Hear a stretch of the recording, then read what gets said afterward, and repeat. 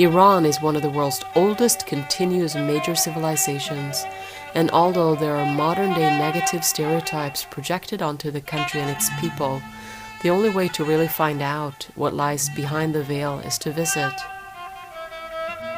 Let us introduce you to our network of off-the-beaten-track locations and peoples who care deeply about celebrating and sharing the artistic, religious, and intellectual traditions of Iran. Here's a taster with photographs from one of our previous visits.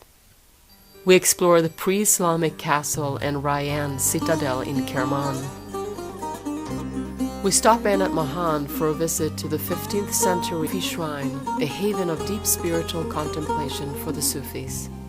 This is the Bagh Shazde, or Princess Garden, a 19th century green oasis in the midst of the surrounding desert.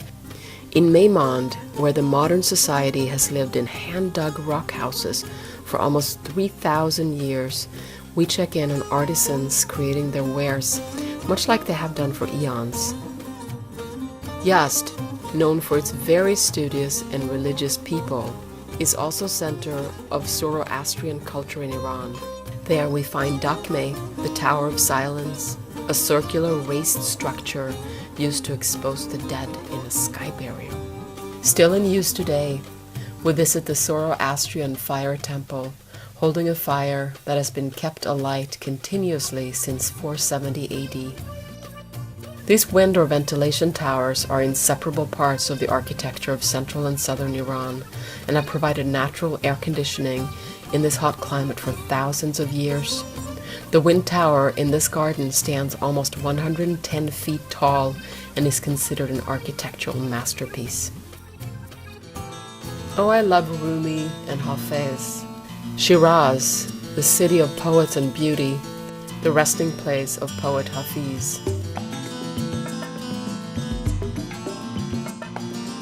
So this is a 4,000-year-old tree known as Sari-i-Abargo and is considered an Iranian national monument. Persepolis, the 6th century BC ancient ceremonial capital and World Heritage Site with monuments like the Gate of All Nations, Palace of 100 Columns, and the Palace of Darius.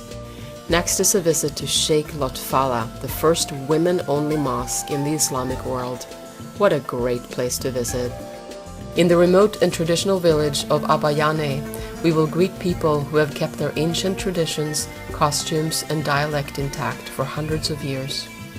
We're going to go to Isfahan, a beautiful city the Persians called Nest-e-Jahan, or half the world, meaning to see it was to see half of the glories in the world.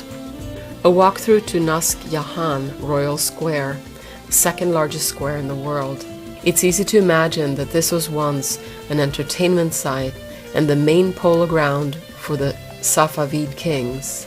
I'm Sila Utney, and I'm the CEO of Cross Cultural Journeys, and I would love to see you on one of our trips very soon.